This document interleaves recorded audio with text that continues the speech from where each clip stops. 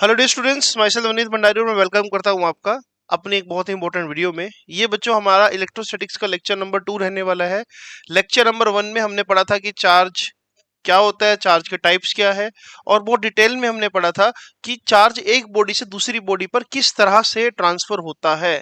आज हम ये समझेंगे या आज हम ये सीखेंगे कि किसी बॉडी को चार्ज बॉडी बनाया कैसे जाता है। राइट, तो अगेन थ्योरेटिकल लेक्चर होगा बट इंपॉर्टेंट लेक्चर है, तो इसलिए ध्यान से देखना जरा कि मैं जो बता रहा हूं आपको। अगर मैं एक हेडिंग दे दूं यहां पर मेथड्स ऑफ चार्जिंग, तो जनरली हम 3 तरह से चार्जिंग मेथड्स की बात करते हैं। एक छोटा लेक्चर रहेगा ये वाला आज का, कोई बहुत बड़ा लेक्चर नहीं होगा, तो आप इसके नोट्स बना सकते हैं। तो मेथड्स ऑफ चार्जिंग, जो सबसे पहला मेथड है बच्चों, राइट, सबसे पहला मेथड है बाय रबिंग, या फिर हम बोल देते हैं फ्रिक्शन। ये एक ऐसा मेथड है जो आप डेली लाइफ में आप ऑब्जर्व कर सकते हो। जैसे फॉर एग्जांपल, आप जब किसी स्केल को बालों से रब करते हो तो वो छोटे छोटे पेपर पीसेस को अट्रैक्ट करता है अपनी तरफ। ओके, तो ये क्या हुआ, आपने रबिंग करी और रबिंग करने के बाद स्केल अट्रैक्टिव हो गया पेपर पीसेस के लिए, तो मैं बोलूंगा कि शायद बॉडी में चार्ज आ गया। दूसरा एग्जाम्पल क्या हो सकता है, आप किसी सोफे पर बैठो, ठीक है, मस्त मुलायम सोफे पर बैठो आप कुछ देर तक, राइट, जैसे आप खड़े होंगे और आप किसी दूसरे पर्सन को ऐसे टच करोगे तो आपको स्पार्क फील होगा, राइट।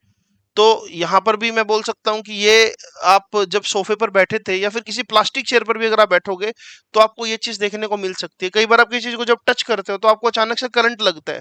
यही स्टैटिक इलेक्ट्रिसिटी है। ये बेसिकली क्यों हो रहा है, क्योंकि हम रबिंग या फ्रिक्शन से किसी बॉडी को चार्ज बॉडी बना सकते हैं। अंदर का मैकेनिज्म मैं आपको समझाऊंगा, लेकिन मैं डेली लाइफ एग्जांपल दे रहा हूँ।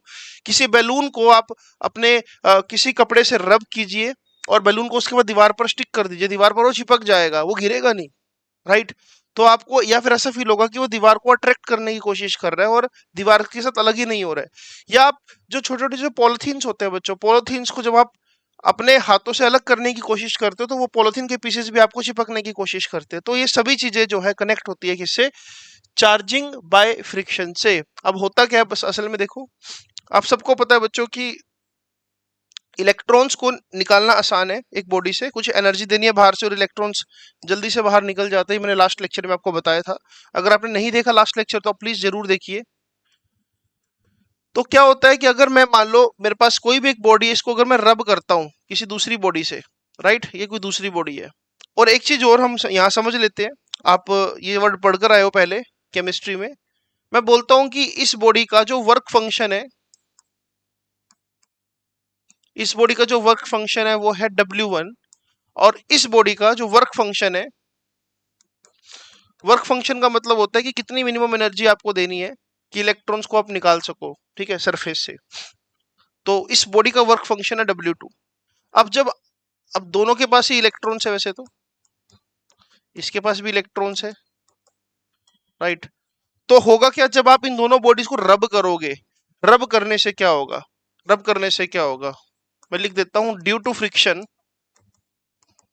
Due to friction we can create, we can create heat energy, ऐसा बोल सकते हैं, energy in the form of heat.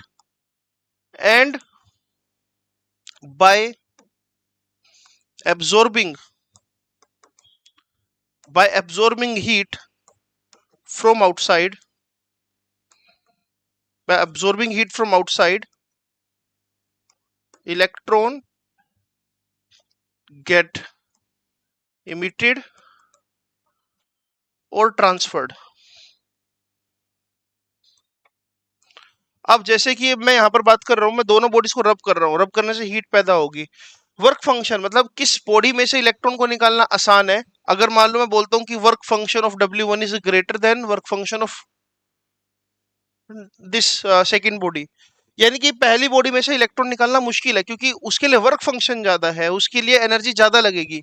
तो जब मैं रब करूंगा तो ऐसा देखने को मिलेगा कुछ देर बाद, यही सिस्टम कुछ ऐसा देखने को मिलेगा, जो ये ऊपर वाली बॉडी है इसका क्योंकि वर्क फंक्शन ज्यादा है, इसमें से इलेक्ट्रॉन्स तो नहीं निकलेंगे, बल्कि जो दूसरी बॉडीज के साथ थी उसके इलेक्ट्रॉन इसके अंदर ट्रांसफर होने स्टार्ट हो जाएंगे, जिसकी वजह से ये बॉडी क्या बन जाएगी, नेगेटिवली चार्ज, राइट।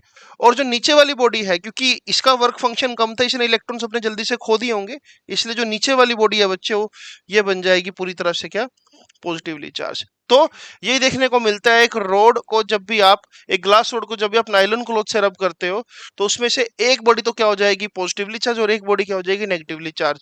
अगर आपको थोड़ा सा और डिटेल में पढ़ना है तो इसका पूरा डायग्राम और डिटेलिंग आपको दे रखी है आपकी एनसीईआरटी बुक में, सेकंड पेज पर या फर्स्ट पेज पर आपको मिल जाएगी, राइट। लेकिन मैं आपको एक मैकेनिज्म समझा रहा हूँ कि फ्रिक्शन से ऐसा होता है, राइट। हम फ्रिक्शन को डेली लाइफ में भी देखते हैं, जैसे कि अगर मान लो ये बैलून है, दिस इज अ बैलून, अगर आप इसको रब करते हो, रब करने पर क्या होगा, बैलून पर लेटर से कि पॉजिटिव चार्ज आ गया, ओके। अब इस पॉजिटिव चार्ज आने के बाद अगर मैं इसके पास कोई न्यूट्रल बॉडी भी रख दूंगा, न्यूट्रल बॉडी रख दूंगा, अब यहीं से मैं दूसरा मेथड भी आपको एक्सप्लेन करूं, न्यूट्रल पॉजिटिवली चार्ज बॉडी के पास अगर मैंने न्यूट्रल बॉडी रख दी तो ये पॉजिटिव चार्ज क्या करेगा, इसके बॉडी के जो आउटर मोस्ट शेल में इलेक्ट्रॉन्स है उसको अपनी तरफ खींचने की कोशिश करेगा, या मैं बोलूंगा कि जितने भी इलेक्ट्रॉन्स है वो इस वाले फेस की तरफ आना प्रेफर करेंगे, और जितने भी न्यूक्लियस है या जो पॉजिटिव चार्ज है इस एटम का वो दूसरी साइड जाना स्टार्ट कर देगा, और फिर से क्या, एक अट्रैक्शन डेवलप होनी स्टार्ट हो जाएगी, राइट।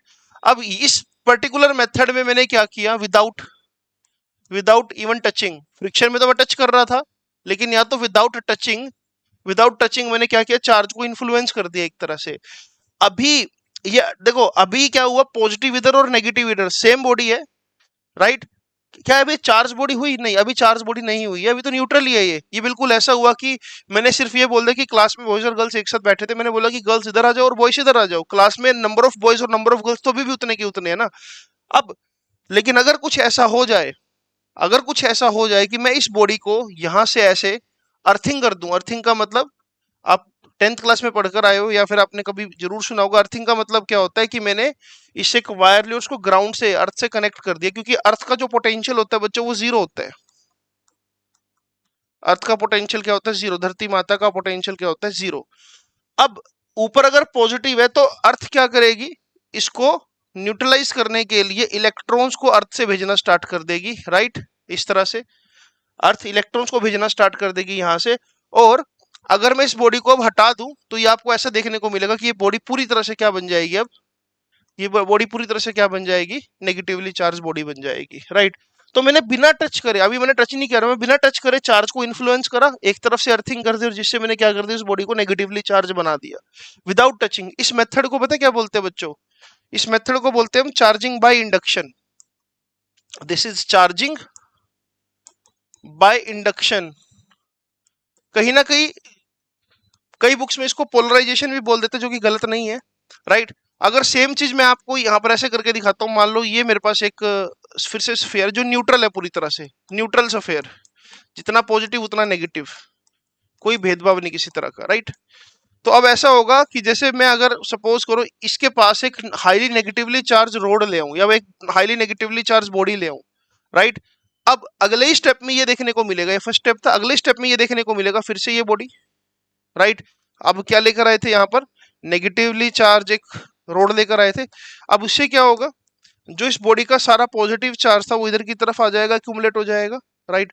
जितना नेगेटिव चार्ज था वो सारा इधर की तरफ एक्यूमुलेट हो जाएगा, और अभी भी ये बॉडी न्यूट्रल बॉडी है, ध्यान रखना, अभी भी बॉडी न्यूट्रल बॉडी है। लेकिन अगर अगर मैं यहाँ पर, जहां पर नेगेटिव साइड है सपोज, यहाँ पर अगर मैं अब अर्थिंग कर देता हूं, अगर अब अर्थिंग करूंगा मतलब इसे एक वायर ली और अर्थ के अंदर भेज दी मैंने, अगर अब अर्थिंग करूंगा,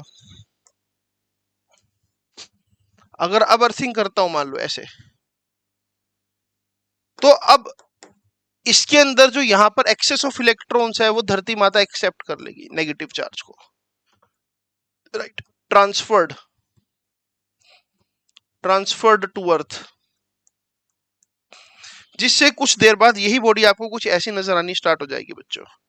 ये बॉडी पूरी तरह से क्या हो जाएगी, अब पूरी तरह से क्या हो जाएगी, पॉजिटिवली चार्ज, राइट।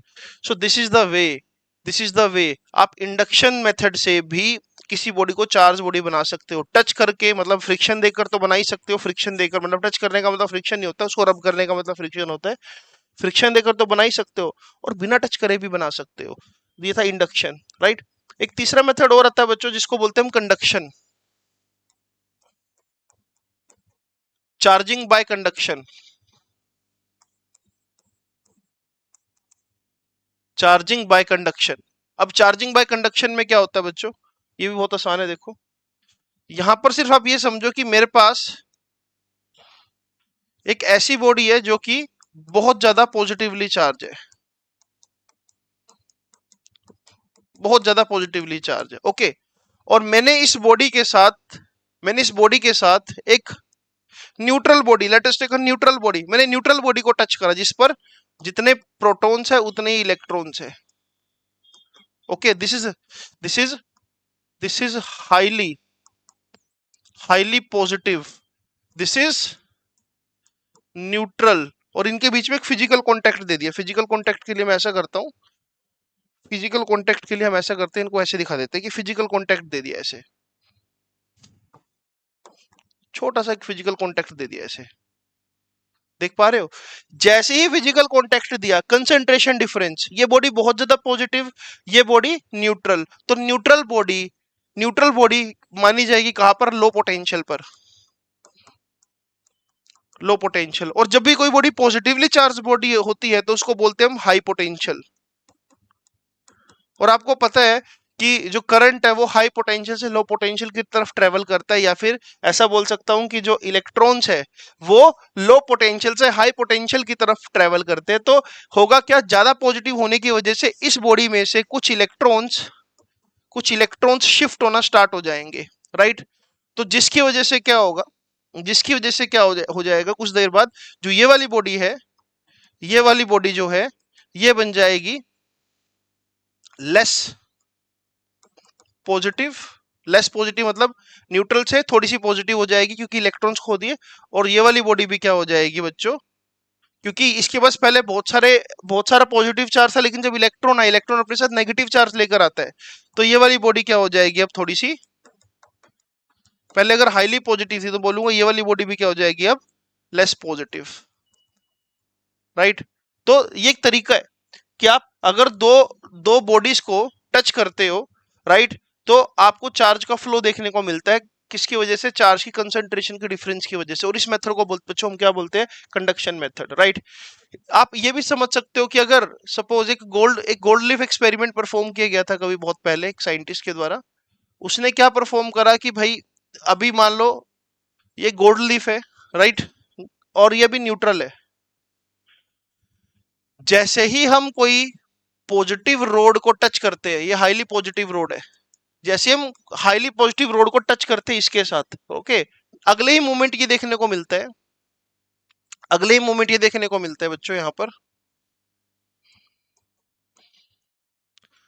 अगले ही मोमेंट ये देखने को मिलता है यहां पर,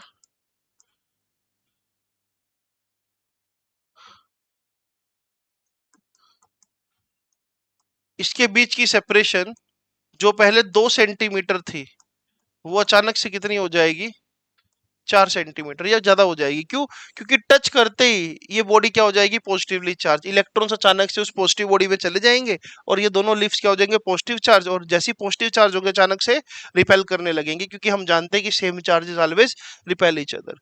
सो ये मेथड था बेसिकली बच्चों कंडक्शन का, कि आप टच करोगे किसी चार्ज बॉडी से अनचार्ज बॉडी तब भी आपको देखने को मिल सकता है कि बॉडी पे चार्ज ट्रांसफर हो गया। तो ये 3 मेथड थे। अब एक सवाल बन सकता है यहाँ पर, एक सवाल बन सकता है, which is only method which is only method to make an insulator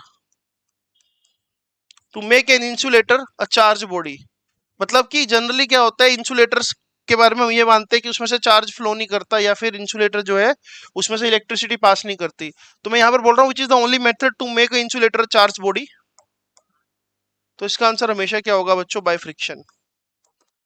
अब आपको एग्जांपल दूं, फ्रिक्शन से आप किसी भी इंसुलेटर को भी चार्ज बॉडी बना सकते हो, जैसे कि बैलून, बैलून बेसिकली रबड़ का ही तो बना होता है, रबड़ एक इंसुलेटर है। स्केल प्लास्टिक का बना होता है, स्केल भी एक इंसुलेटर है, लेकिन जब आप उसको रब करते हो, और रब करने के बाद आपको ये देखने को मिलता है बच्चों कि वो भी क्या होगी, एक चार्ज बॉडी हो गई है, राइट। तो फ्रिक्शन ही एकमात्र ऐसा तरीका है जिससे आप किसी भी इंसुलेटर को भी चार्ज बॉडी बना सकते हो। तो ये बहुत इंपॉर्टेंट सवाल था, मैंने आपसे डिस्कस किया, ओके।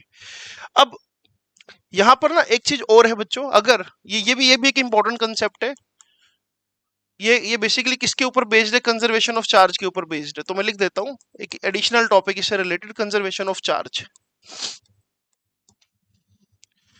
अब इसमें क्या है बेसिकली कंजर्वेशन ऑफ चार्ज में? यहां पर मेरा मतलब कि अगर if two spheres are identical,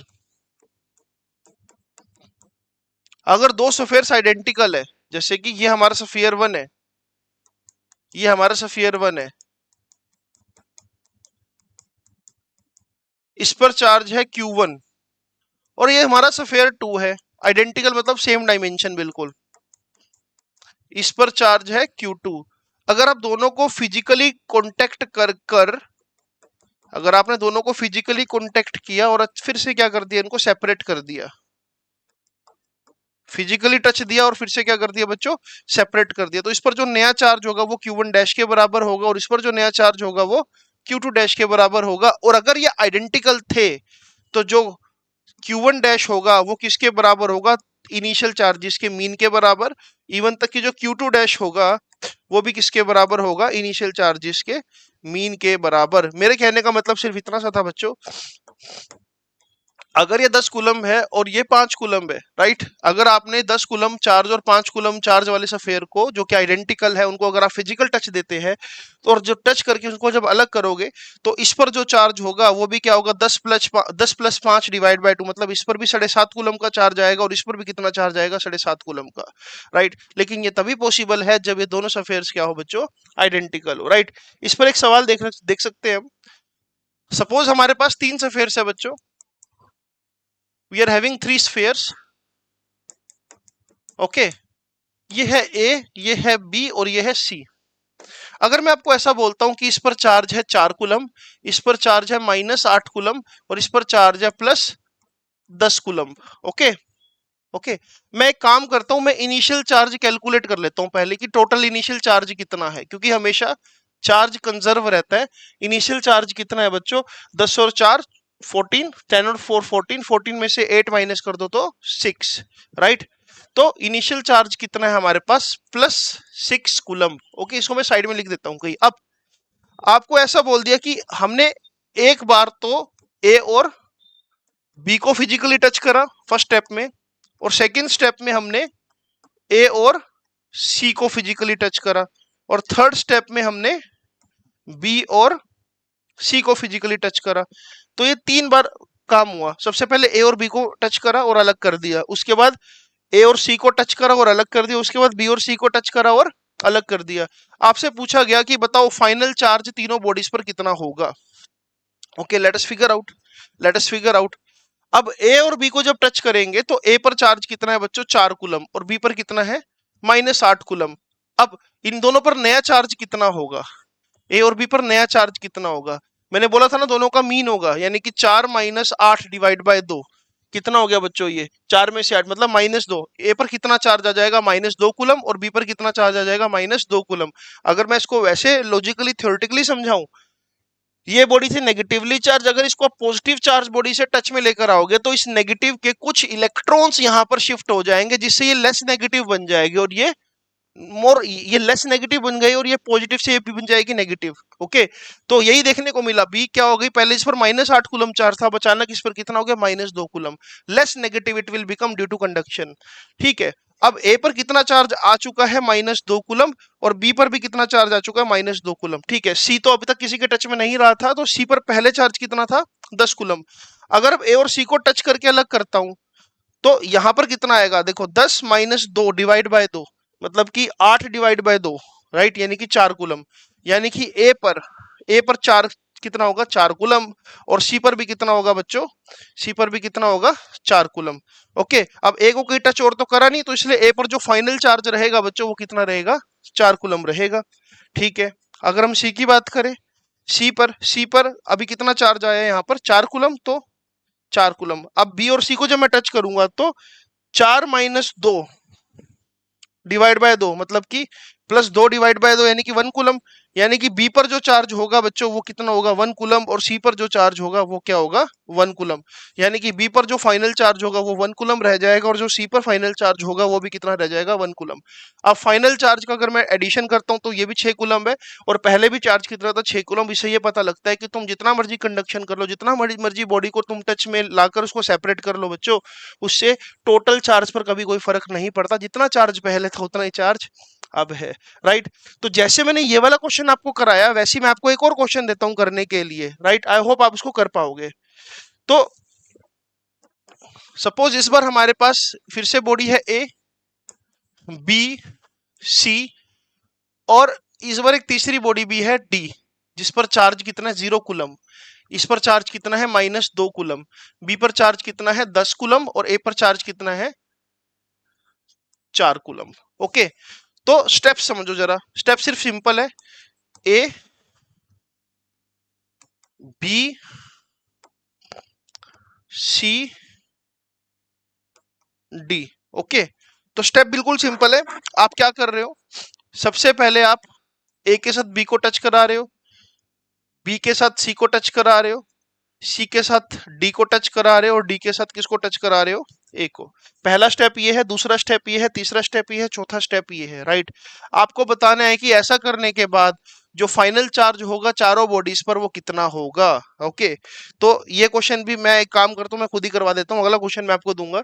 ए पर चार्ज है बच्चों कितना +4 कूलम, और बी पर कितना है 10 कूलम। राइट, 10 और 4 14, और 14 डिवाइड बाय 2 7 और 7, यानी कि ए पर जो चार्ज आ जाएगा वो आ जाएगा +7 कूलम, और बी पर चार्ज आ जाएगा कितना +7 कूलम। क्या बी का यूज हो रहा है? बिल्कुल यहाँ पर यूज हो रहा है, और ए का यूज भी हो रहा है नीचे, तो इसलिए मैं लिख देता हूँ यहाँ पर +7 कूलम चार्ज है, और बी पर कितना है यहाँ पर +7 कूलम। सी पर कितना चार्ज है बच्चों -2 कूलम। राइट, तो 7 - 2 मतलब कि 5, 7 - 2 मतलब कि 5, और 5 डिवाइड बाय 2 मीन ले रहा हूं ना मैं, देखो 7 - 2 डिवाइड बाय 2 ऐसा कर रहा हूं ना, 7 a + b डिवाइड बाय मतलब Q1 + Q2 divide by 2, 7 - 2 divide by 2 यानी कि 2.5। बी पर कितना चार्ज आ जाएगा बच्चों 2.5 कूलम, और सी पर कितना चार्ज आ जाएगा 2.5 कूलम। ओके, अब सी पर कितना चार्ज है 2.5 कूलम, डी पर कितना चार्ज है 0। ओके, अच्छा ये हमारे पास क्या है यहाँ पर बी, तो बी का कोई यूज और है नहीं, तो यानी कि बी पर हम चार्ज को फिक्स कर देते हैं। बी का चार्ज कितना हो गया 2.5 कूलम। ठीक है, अब डी और बी 2.5 कूलम और 0, 2.5 + 0 डिवाइड बाय 2 कितना होगा 1.25। राइट, यानी कि सी पर चार्ज कितना आ जाएगा 1.25 कूलम, और डी पर चार्ज कितना आ जाएगा दोबारा से 1.25 कूलम। अब सी का और का यूज नहीं है तो सी पर भी चार्ज को फिक्स कर देते हैं 1.25 कूलम। ओके, डी पर कितना चार्ज आ चुका है 1.25, और सी पर कितना चार्ज है 7।